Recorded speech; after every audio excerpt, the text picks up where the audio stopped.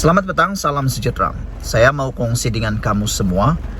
Selepas beberapa jam Najib ataupun ketika Najib kalah di mahkamah, akhirnya ketua kepada penghakiman hari ini, yaitu Hakim Besar Sabah dan Sarawak, Datuk Abdul Rahman Sebli, buka cerita. Sebelum kita teruskan ulasan ini, jangan lupa tekan butang subscribe dan share video ini. Menurut Hakim Besar Sabah dan Sarawak, Datuk Abdul Rahman Sebli, punca Najib masuk penjara adalah kerana peguam beliau. Peguam punca Najib masuk penjara dipetik daripada BH Online Abdul Rahman. Beliau mengatakan adalah tidak adil bagi Datuk Seri Najib Tun Razak terpaksa membayar harga yang tinggi dengan meringkuk dalam penjara semata-mata atas kesilapan yang dilakukan oleh peguamnya. Demikian penghakiman menentang yang diputuskan Hakim Besar Sabah dan Sarawak, Datuk Abdul Rahman Sebli. Abdul Rahman adalah satu-satunya hakim dalam panel 5 hakim Mahkamah Persekutuan yang memberikan kebenaran kepada bekas Perdana Menteri untuk menyemak keputusan pada 23 Ogos lalu yang mensabit dan menjatuhkan hukuman 12 tahun penjara serta denda RM210 juta terhadapnya.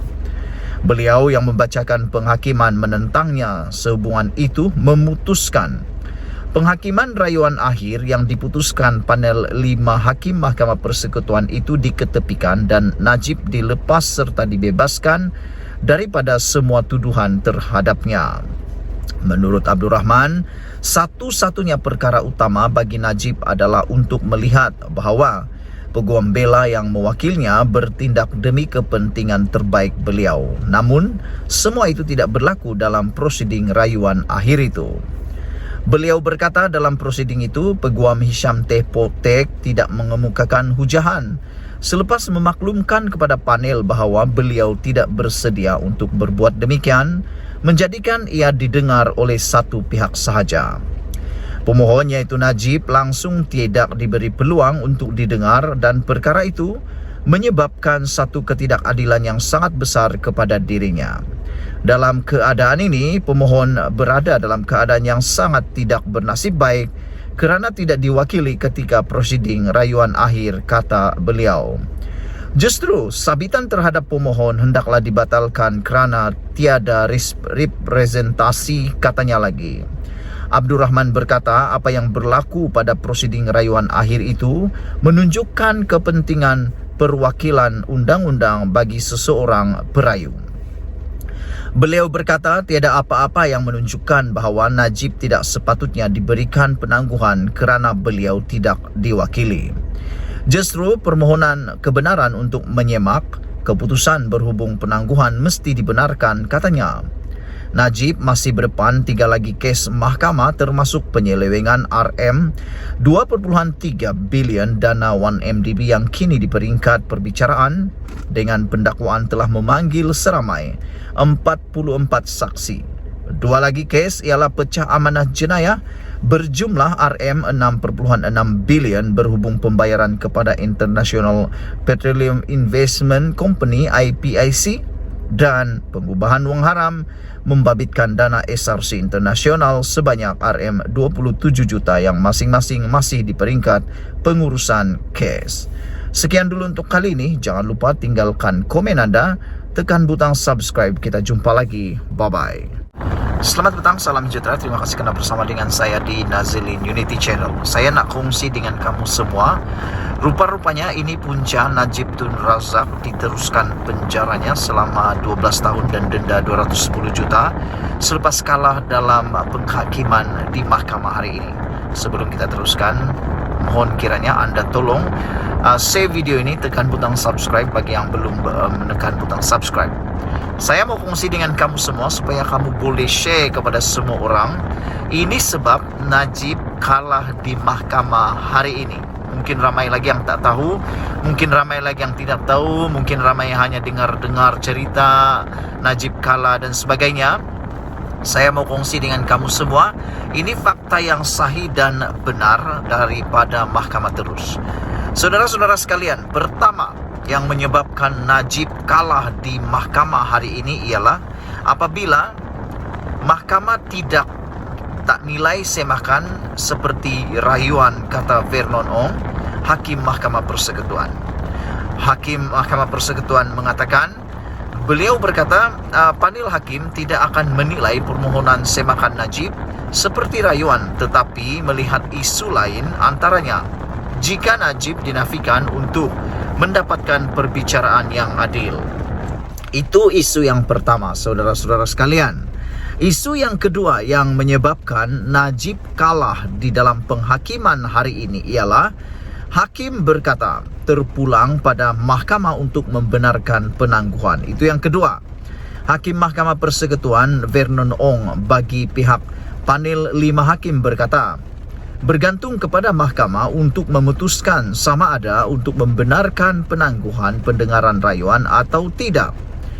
Salah satu hujah dalam permohonan semakan Najib adalah panel hakim sebelum ini khilaf dalam tidak membenarkan permohonan penangguhan selama 3 hingga 4 bulan bagi rayuan kes SRC. Yang ketiga, saudara-saudara sekalian, ialah peguam Najib diberi peluang untuk berhujah. Hakim Mahkamah Persekutuan Vernon Ong berkata, hak Najib Razak untuk mendapat perbicaraan yang adil tidak dinafikan ketika pendengaran rayuan pada tahun lalu.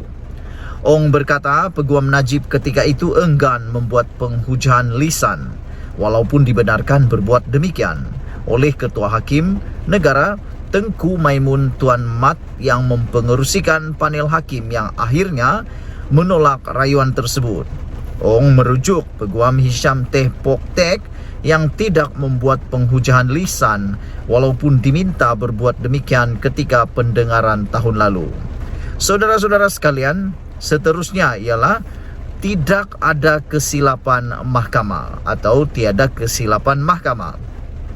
Hakim Mahkamah Persekutuan Vernon Ong berkata, tiada kesilapan mahkamah ketika pendengaran rayuan Najib Razak dalam kes rasuah SRC Internasional berjumlah RM42 juta oleh panel hakim tahun lalu. Ketiga, terpulang pada mahkamah untuk membenarkan Hisham menarik diri. Hakim Mahkamah Persekutuan Vernon Ong bagi pihak panel 5 hakim berkata, terpulang kepada Mahkamah Persekutuan sama ada untuk membenarkan peguam Najib menarik diri atau tidak daripada mewakilinya. Ong berkata, tiada merit dalam hujah yang mengatakan panel hakim ketika rayuan tersebut telah terkilaf apabila melarang Hisham Teh Pok Tek menarik diri daripada rayuan kes SRC Internasional tahun lalu. Seterusnya, sebab Najib kalah di mahkamah ialah Tengku Maimun telah membuat keputusan yang betul.